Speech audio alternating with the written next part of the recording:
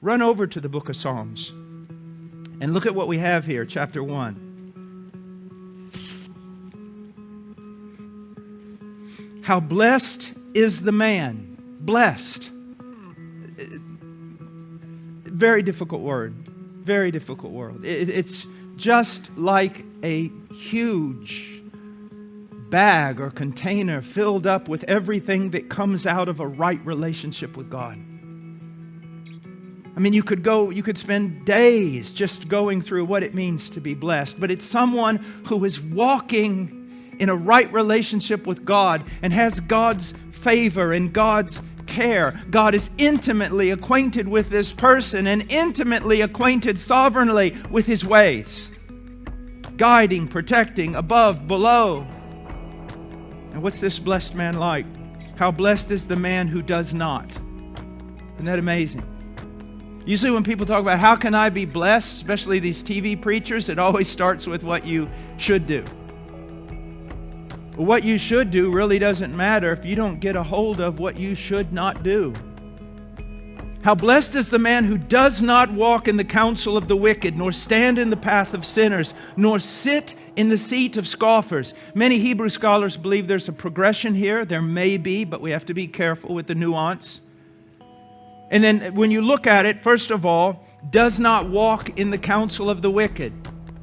This is denoting an acquaintance with the wicked and coming under the wicked's influence. You've aligned yourself so that you're walking now with them. You're hearing their counsel.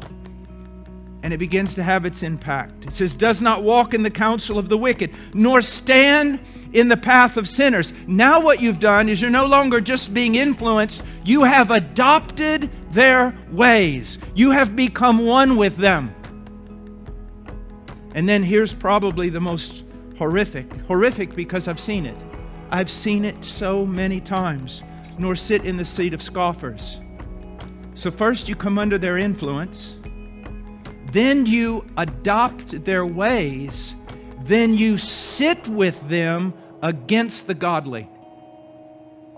And you speak against the godly. And you mock the godly. I saw this happen in seminary. I went to a seminary that was far more liberal than my pastors had imagined, than I knew when I first got there. And I saw young men who, when they got there, believed the Bible, would go out witnessing on the streets and all sorts of things. And by the end of their 3 years, they scoffed at such things. And they scoffed at someone who tried to walk in piety. And they scoffed at those who spoke of hell and heaven. And please, what you've got to understand is, I am now Paul the aged. I'm not young anymore. I fear this more now than I did when I was young. I have more reason to fear it. I choose my friends very, very carefully.